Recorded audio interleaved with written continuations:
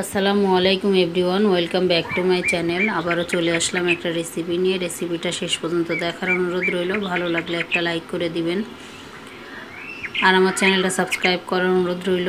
যারা করেছেন তাদেরকে অসংখ্য ধন্যবাদ। আর থাম্বনেল দেখেই বুঝতে পেরেছেন আমি আজকে কি রান্না করতেছি। এখানে তেল নিয়ে নিলাম, তেলটা গরম হয়ে গিয়েছে। এখন দিয়ে দিলাম পেঁয়াজ কুচি।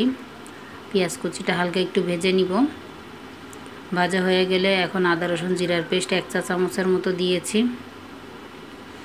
এখন দিয়ে অল্প একটু পানি দিয়ে দিলাম। পানিটা দিয়ে এখন কাঁচামরিচ দিয়ে দিব। কাঁচামরিচ একটু ঝালটা বেশি হলে ভালো লাগে, শাক তো ঝাল দিয়ে দিলাম আর কি। কাঁচামরিচটা দিয়ে এখন দিয়ে দেবো হলুদের গুঁড়া, স্বাদ মতো লবণ। আমি কিন্তু আর কোনো মশলা অ্যাড করব না এখানে। দিয়ে ভালোভাবে মশলাটা কষিয়ে নিলাম। কষানো হয়ে গিয়েছে। এখন দিয়ে দিলাম পুঁই শাকের ডাঁটা আর আলু কেটে ধুয়ে নিয়েছিলাম, এগুলো দিয়ে দিলাম। দিয়ে আমি এটা ভালোভাবে একটু কষিয়ে নিব। ঢাকনা দিয়ে ঢেকে দিব। ঢাকনাটা উঠিয়ে নিলাম, নিয়ে এখন আবার একটু ভালোভাবে নেড়ে নিব। আর খেতে কিন্তু খুবই ভালো লাগে এইভাবে রান্না করলে। আপনারা রান্না করে দেখেন, খুবই ভালো লাগে। আর তার থেকে বেশি ভালো লাগে ইলিশ মাছ, চিংড়ি মাছ দিয়ে রান্না করলে তো কোনো কথাই নাই, খুবই ভালো লাগে।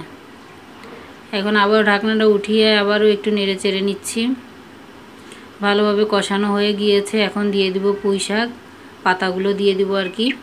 পুঁই শাকের পাতাগুলো ধুয়ে রেখেছিলাম, পানি ঝরিয়ে নিলাম আর কি। পানি ঝরিয়ে নিয়ে এখন দিয়ে দিলাম। দিয়ে ঢাকনাতে ঢেকে দিব। একটু যখন কমে আসবে তখন উল্টিয়ে দিব। আর সঙ্গে সঙ্গে দিয়ে উল্টাতে গেলে পড়ে যেতে পারে পাতাটা।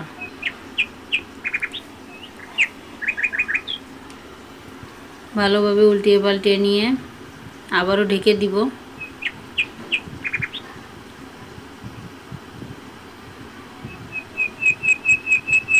ঢাকনাটা উঠিয়ে নিব আর কি। এখন আবার একটু নেড়ে চেড়ে নিলাম। নেড়ে দিয়ে এখন রান্নার পানিটা দিয়ে দিব। আর পানিটা অল্প করে দিতে হবে, কারণ আলু আর ডাঁটা কিন্তু সিদ্ধ হয়ে গিয়েছে। আর শাক সিদ্ধ হইতে তো সময় লাগে না, অল্প সময়ের ভিতরে শাকটা সিদ্ধ হয়ে যায়। আর বেশি সিদ্ধ করলে কালারটা নষ্ট হয়ে যায়। এখন পানি দিয়ে আবারও ঢাকনা দিয়ে ঢেকে নিলাম। ঢাকনাটা উঠিয়ে নিলাম, বলক এসে গেছে। এখন আমি দিয়ে দিব মাছ। পুঁই শাকে কিন্তু প্রচুর ক্যালসিয়াম আছে। পুঁই শাক খাওয়া কিন্তু ভালো, কিন্তু যাদের অ্যালার্জি আছে তারা একটু স্কিপ করবেন, তারা একটু চিন্তা ভাবনা করে খাবেন আর কি। আর এখানে রুই মাছটা আমি ভেজে রেখেছিলাম, এই মাছটা দিয়ে দিলাম। আর এটা পেটের মাছ আর একটা মাথা, আর মাথাটা আপনারা ভেঙে দিতে পারেন। আর আমি ভাঙবো না, ভাঙলে কাটা কাটা হয়ে যায়। আমার বাচ্চারা খেতে পারে না আর কি। আমার বাচ্চারা এমনি মাছ খেতে চায় না।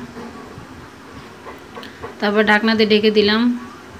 পানিটা শুকিয়ে গিয়েছে অনেকটাই। আর আরও পানি শুকানো যেতে পারে, সমস্যা নেই, কিন্তু আমি একটু মাখা মাখা রাখবো, কারণ নামিয়ে রাখলে আবারও অনেকটাই পানি শুকিয়ে যায়।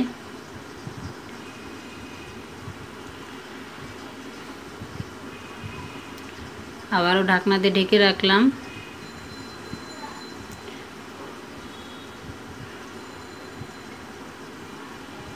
খেতে কিন্তু খুবই ভালো লাগে। আপনারা একবার হলেও রান্না করে দেখেন যারা খাননি এখনও।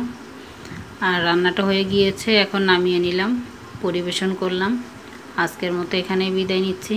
আল্লাহ হাফেজ। আবারও নতুন কোনো রেসিপি নিয়ে আপনাদের মাঝে ফিরে আসবো। আসসালামু আলাইকুম।